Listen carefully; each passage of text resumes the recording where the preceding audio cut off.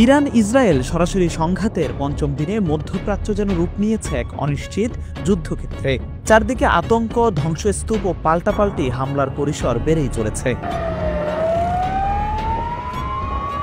আর এমন পরিস্থিতিতে ইসরায়েলের এক উচ্চ পর্যায়ের রাজনৈতিক মন্তব্য উত্তপ্ত করে তুলেছে কূটনৈতিক অঙ্গন। বলা হয়েছে, এই সংঘাতের পরিণতি নির্ভর করছে ইরানের সর্বোচ্চ নেতৃত্বের উপর।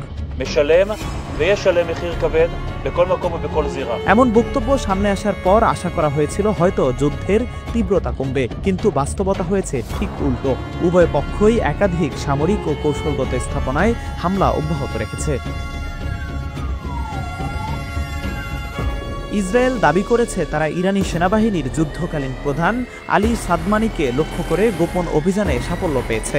অন্যদিকে ইরানের রাষ্ট্রীয় টেলিভিশনে জানানো হয়েছে, সোমবারের ক্ষেপণাস্ত্র হামলায় ৩ জন নিহত হয়েছেন, যাদের মধ্যে রয়েছেন রাষ্ট্রীয় মিডিয়ার বার্তা সম্পাদক।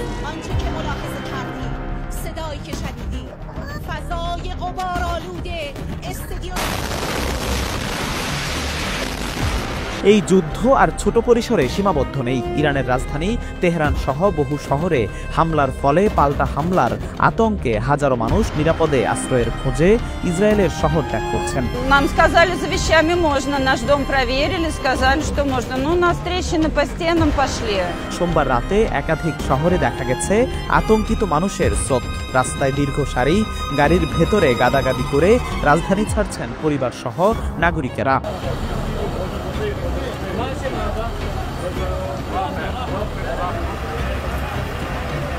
এই প্রেক্ষাপটে বিশ্ব শক্তিগুলো উদ্বেগে।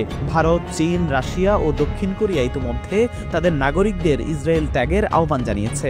কিছু ইউরোপীয় দেশ নিজেদের নাগরিকদের ফিরিয়ে আনতে বিশেষ ফ্লাইটও প্রস্তুত করছে। তবে মার্কিন দূতাবাস জানিয়েছে, ইসরায়েল থেকে তাৎক্ষণিকভাবে যুক্তরাষ্ট্রের নাগরিকদের সরানোর মতো কোনো প্রস্তুতি এখনো নেই।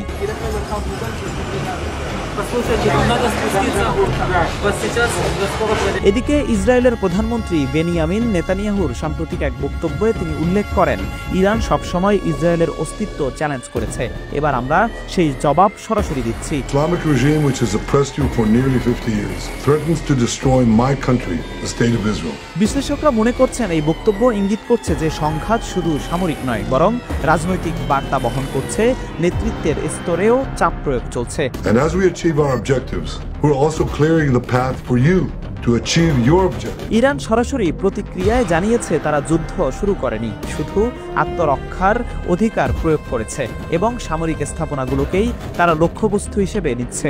তেহরান পরিষ্কার ভাষায় বলেছে, তারা কোনো বেসামরিক অঞ্চলকে টার্গেট করছে না। তবে ইসরায়েলের পক্ষ থেকে যেভাবে শহর ভিত্তিক লক্ষ্যবস্তুতে অভিযান চালানো হচ্ছে তা স্পষ্টভাবে দেখায় এই সংঘাত কৌশলগত দিক থেকে এখন নেতৃত্ব কেন্দ্রিক বার্তা দিচ্ছে। Is to remove this threat, both the nuclear threat and the ballistic missile threat to Israel. বিশ্লেষকরা বলছেন, এটি এক ধরনের টার্গেটেড প্রেসার ডক্ট্রিন, যার মাধ্যমে শীর্ষ পর্যায়ের সিদ্ধান্ত গ্রহণকারীদের উপর মনস্তাত্ত্বিক চাপ সৃষ্টি করা হয়।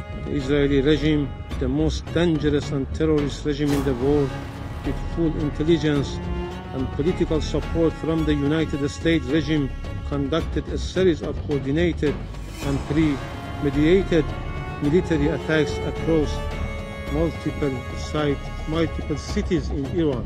ইরান বলছে, এই যুদ্ধের ফলে এখন পর্যন্ত 200 জনের বেশি নিহত হয়েছেন। তবে আন্তর্জাতিক পর্যবেক্ষকরা বলছেন, নিহতের প্রকৃত সংখ্যা এর চেয়ে অনেক বেশি। অন্যদিকে ইসরায়েল দাবি করেছে, 4 দিনে ইরানি হামলায় তাদের 24 জন নাগরিক প্রাণ হারিয়েছেন।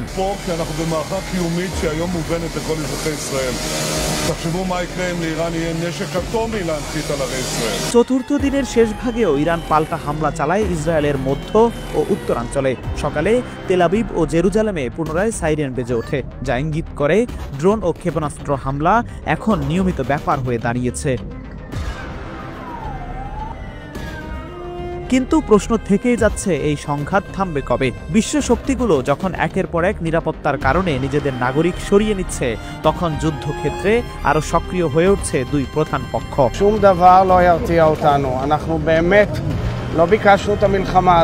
বিশ্লেষকরা বলছেন, এই যুদ্ধ আর শুধু ইরান ইসরায়েল দ্বন্দ্ব নয়, এটি এখন